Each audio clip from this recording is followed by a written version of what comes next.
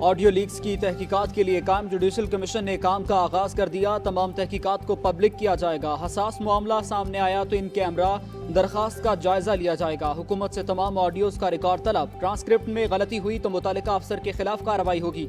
Justice फाइज ईसा ने कहा, अवाम से भी बजरिया इश्तिहार मालूमात हासिल की जाएंगी।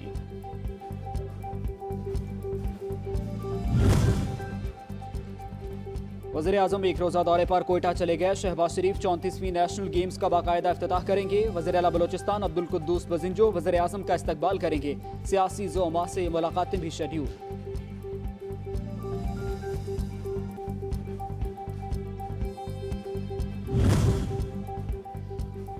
सोशल मीडिया पर हुकूमत और फौज मुखालिफ मुहिम। वजारत दाखिला का सरकारी अफसरान की छानबीन का फैसला। ज़राए के मुताबिक सोशल मीडिया पर सियासी एजेंडा चलाने वालों के खिलाफ कार्रवाई होगी।